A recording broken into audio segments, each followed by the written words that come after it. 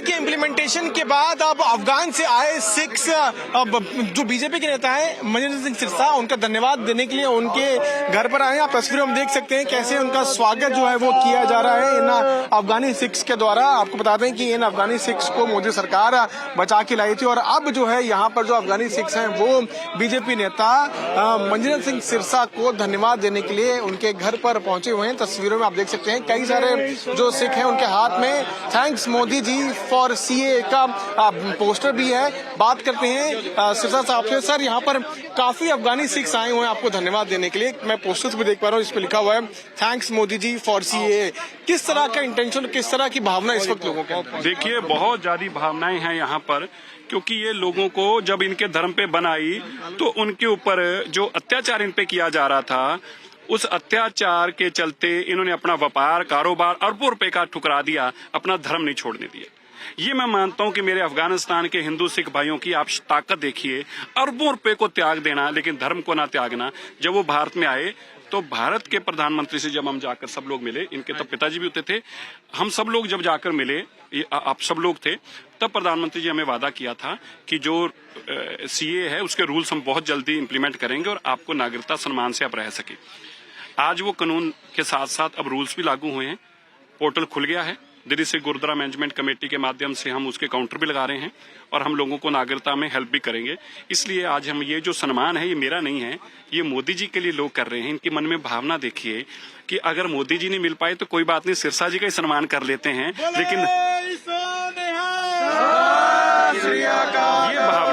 ये भावना है। और ये भावना क्यों है कि मोदी जी ने हमें अपना समझा, अपना परिवार समझा और हमारे दुख और पीड़ा को समझा। और जब कोई मुल्क हमें हाथ पकड़ने को तैयार नहीं था, अमेरिका कनाडा में हमारे सारे पार्लियामेंट्रियंस में कोशिश की, उनको कोई निकालने को तैयार नहीं था, तब मोदी जी ने एयरफोर्स के जहाज भेजे, एयरफोर्स के, और इनको बाहर निकाल के लेके आए एयरफोर्स के जहाज। आपके माध्यम से सारे ये माननीय प्रधानमंत्री जी को थैंक्स करने के लिए जाना चाहते हैं। आज ये मीडिया के सामने आपसे ये समय जो है लेना वो आपका काम है। इनके पिताजी एंड मैं थैंक यू कहूँगा मोदी जी को, जो कोविड के टाइम पे मेरे फादर साहब जो अफगानिस्तान में थे, गुरुद्वारों की सेवा कर रहे थे, तो उस टाइम पे मोदी जी ने, जो कोई फ्लाइट्स नहीं चल रही थी, कुछ नहीं चल रही थी, सिरसा साहब की, मोदी साहब की गवर्नमेंट ने जो हमें हेल्प करी, और उस टाइम के अंदर जो उन्होंने हेल्प करी, जो 20 मार्च से लेके जो 25 मार्च को मेरे फादर की डेथ हुई, और 20 मार्च से कोई भी फ्लाइट वगैरह कोई मूवमेंट नहीं हो रही थी, बट सिरसा साहब के सहयोग से और मोदी साहब के सहयोग से और हमारे सारे गुरजीत जी और सारे जिन्होंने हमारी बहुत हेल्प करी, 29 को 25 को उनकी डेथ हुई, वहाँ पे गुरुद्वारों पे हमला हुआ, एंड 29 को हमारे फादर्स की जो मोर्टल रिमेन्स थे वो हमारे पास आए, जो कि मैं बहुत थैंकफुल हूँ गवर्नमेंट के।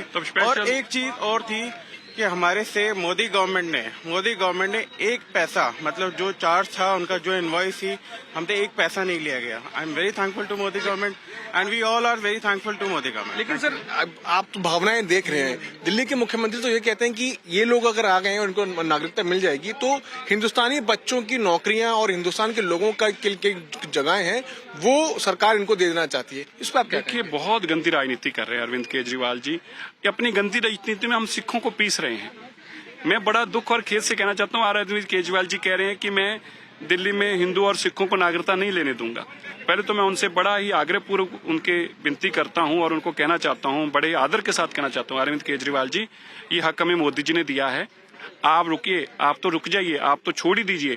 आपके पिताजी भी अगर चाहेंगे वो भी हमें इस नागरिकता लेने से नहीं रोक पाएंगे। मैं आपसे बड़ी आग्रहपूर्वक हाथ जोड़कर ही कहना चाहता हूँ। एक बात। दूसरी बात, मुझे इस बात की बड़ा दुख और खेद है, अमनतुल्ला खान, अरविंद केजरीवाल जी की पार्टी का स्टैंड क्या है कि रोहिंग्या मुसलमानों को न केवल इस मुल्क में रखा जाए बल्कि उनको प्लाट दिए जाए, उनको घर दिए जाए सरकारी, उनको सरकारी नौकरी दी जाए। अरविंद केजरीवाल जी कहते थे इन रंगोइयों को मैं सरकारी नौकरी दूंगा, और हमारे सिख जो खुद अपना कारोबार करते हैं उनको कह रहे हैं मैं इनको नागरिकता भी नहीं लेने दूंगा।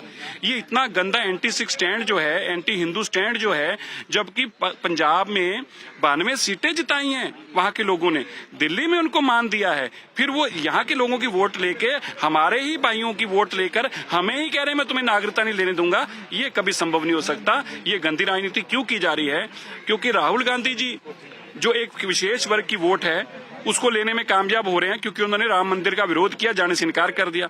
अरविंद केजरीवाल जी को लगता है कि वो विशेष वर्ग की वोट मुझे डलती थी, अब वो उनसे भी कट्टर स्टैंड ले रहे हैं। तो कांग्रेस का और आपका जो कंपटीशन है, मैं कह ही दूं कि मुस्लिम वोट किसको डलेगी, उस कंपटीशन में हम पिस रहे हैं, क्योंकि हमारी वोट बहुत कम है।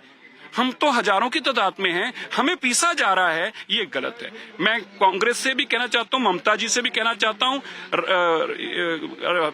अरविंद जी से, केजरीवाल जी से भी कहना चाहता हूं, और स्टैलिन जी से भी कहना चाहता हूं, आप अपनी गंदी राजनीति में हमें मत दबाइए, हमें मत पीसिए। हालांकि राजनीति तो लगातार चलती रहेगी, लेकिन चेहरों को देखिए, चेहरों पर मुस्कान देखिए। ये वो लोग हैं जो सीए के इम्प्लीमेंट होने के बाद अब काफी खुश हैं और बीजेपी नेता मंजिल सिंह सिरसा को धन्यवाद देने के लिए उनके घर पर यहां आ पहुंचे हैं। कैमरामैन सत्य के साथ मैं पीयूष मिश्रा, दिल्ली आज तक।